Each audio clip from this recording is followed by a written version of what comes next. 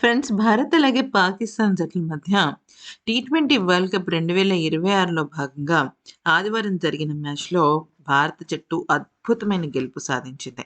61 పరుగుల తేడాతో పాకిస్తాన్‌ను చిత్తుగా ఓడించింది.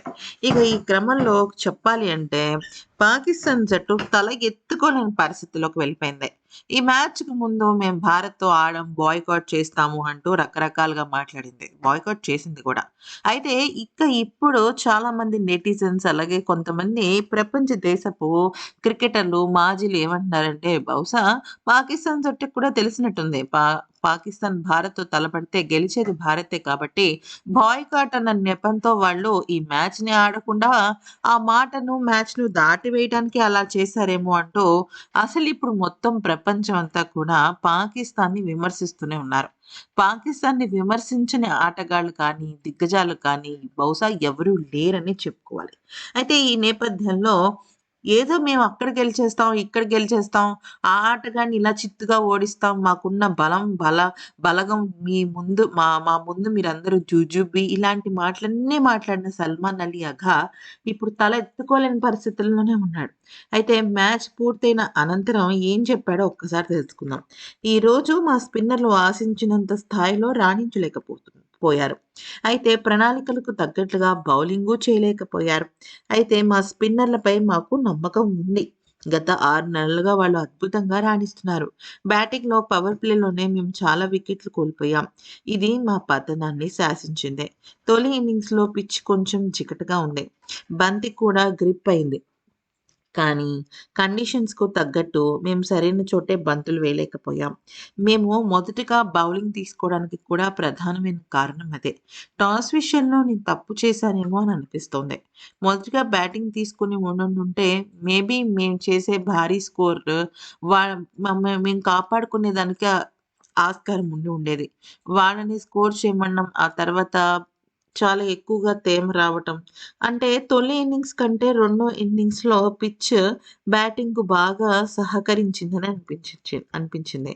ఇలాంటి హై వోల్టేజ్ మ్యాచ్‌లో భావోద్వేగాలు సహజంగా చాలా ఎక్కువగా ఉంటాయి. వాటిని తట్టుకొని నిలబడాలి. మేమిప్పటికే ఇలాంటి మ్యాచ్‌లు చాలా ఆడాం.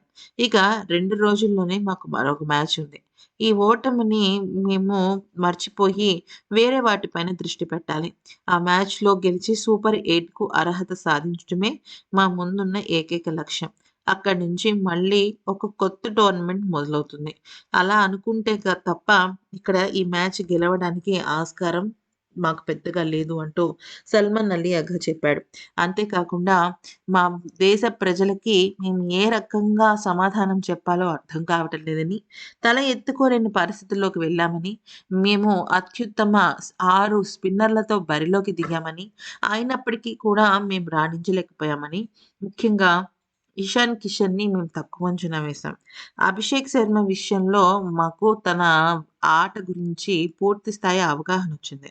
కానీ ఇషాన్ కిషన్ విషయంలోనే మేము కొద్దిగా అండర్ ఎస్టిమేట్ చేయడం వల్ల ఇలాగా ఓడిపోయామేమో అని అనిపిస్తుంది అంటూ సల్మాన్ అలీ అఘా చెప్పుకొచ్చాడు.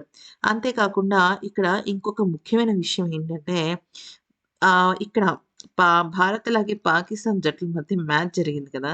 ఈ నేపథ్యంలో ఒక వింత సంఘటన చోటు చేసుకుంది. నిజం చెప్పాలంటే ఒక రికార్డ్ అని చెప్పొచ్చు. పాకిస్తాన్ జట్టు ఐసీసీ టీ20 ప్రపంచ కప్ చరిత్రలో ఒక ఇన్నింగ్స్‌లో ఆ! 6 స్పిన్నర్లతో బౌలింగ్ చేయించిన తొలి జట్టుగా పాకిస్తాన్ చరిత్రకెక్కింది. పేరుకి 6 స్పిన్నర్‌లను బరిలోకి దించింది గానీ, ఒక్కళ్ళంటే ఒక్కళ్ళు గూడా పర్ఫెక్ట్‌గా వికెట్లు తీయలేకపోయారు. ఆ! ఐసీసీ టీ20 ప్రపంచ కప్ 2026లో భాగంగా కొలంబో వేదికగా జరిగింది కదా! ఆదివారం నాటి మ్యాచ్. అయితే ఇది యాక్చువల్లీ మ్యాచ్ స్టార్టింగ్ మన మన భారత జట్టు ఫస్ట్ బ్యాటింగ్ చేయటము, ఆ తర్వాత వాళ్ళు గూడా బ్యాటింగ్ బరిలోకి దిగటము, టపటపా 3 వికెట్లు పడిపోవటము, ఇవన్నీ కూడా హై వోల్టేజ్ మ్యాచ్ కిందకే వచ్చాయి అప్పటి వరకు. కానీ ఆ తర్వాత పూర్తిగా పాకిస్తాన్ జట్టు చేతులెత్తేయడంతో వార్ వన్ సైడ్ అయిపోయింది. అలా కాకుండా నువ్వా నేనా అన్నట్టుగా పోటాపోటీ యుద్ధం ఉంటే మాత్రం అసలు ఈరోజు మ్యాచ్ ఒక రేంజ్‌లోకెళ్ళిపోయేది. అయితే ఇక్కడ ఏం జరిగింది అంటే ఈ మ్యాచ్‌లో 18 ఓవర్లు స్పిన్నర్‌లేసారు. అసలు టోటల్‌గా ఉండేదే 20 ఓవర్లు బౌలింగు. దానిలో ఎంతమందంటే 18 ఓవర్లు స్పిన్నర్లు మాత్రమే వేశారు. అంటే ఒక్కటే ఒక స్పేసర్ ఉన్నాడనమాట. కెప్టెన్ సల్మాన్ అలీ ఆగాతో పాటు సైమ్ అయూబ్, అబ్రార్ అహ్మద్, మహమ్మద్ నవాజ్, షాదాబ్ ఖాన్, ఉస్మాన్ తరీక్ బౌలింగ్ చేశారు. సల్మాన్ అలీ అఘా 2 ఓవర్లు బౌలింగ్ చేయగా, సయీమ్ అయూబ్, మహమ్మద్ నవాజ్, ఉస్మాన్ తరీక్ 4 ఓవర్లు బౌలింగ్ చేశారు. షాదాబ్ ఖాన్ 1 ఓవర్ వేశాడు. అయితే అబ్రార్ అహ్మద్ 3 ఓవర్లు వేశారు. షాదాబ్ ఖాన్, అబ్రార్ అహ్మద్ ధారాళంగా పరుగులిచ్చుకున్నారనమాట. 19 ఏళ్ల టీ20 ప్రపంచ కప్ 2026 చరిత్రలో అంటే 19 ఏళ్లయింది టీ20 అనేది స్టార్ట్ చేసి. ఈ 19 ఏళ్లలో ఎప్పుడూ జరగంది ఈ 2026లోనే ఒకటి జరిగింది. అదేంటంటే ఆహ్, ఆరుగురు బౌలర్లతో అంటే ఆరుగురు స్పిన్నర్లతో బౌలింగ్ చేయించడం.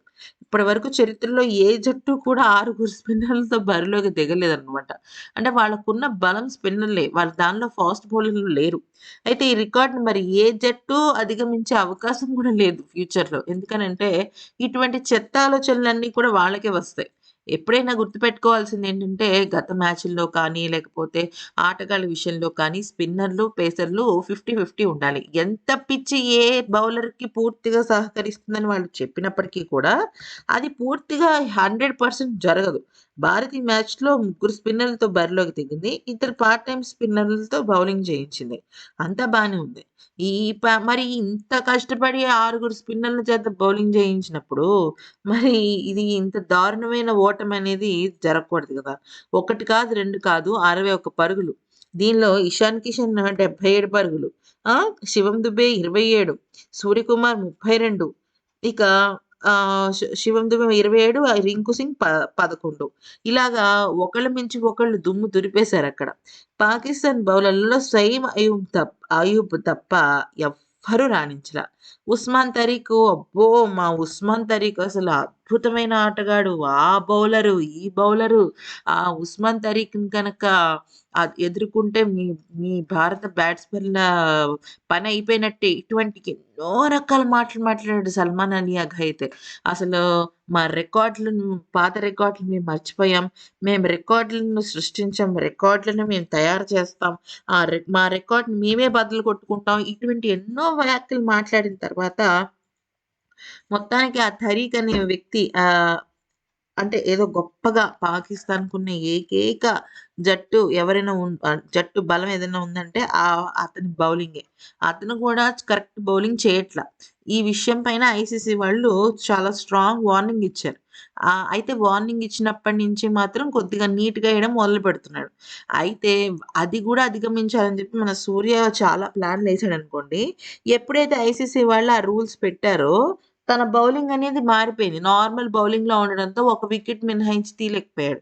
ఎందుకంటే మిగతా టైం అంతా కూడా జరిగిందేంటంటే, ఈ తరీఖ్ చేసిన పనులేంటంటే, అక్కడ పాజ్ చేయటము, బ్యాట్స్‌మెన్స్ డిస్ట్రాక్షన్ చేయటము ఇవన్నీ జరిగాయి. సో, ఈ వీడియో నచ్చితే లైక్ చేసి సబ్స్క్రైబ్ చేసుకోండి.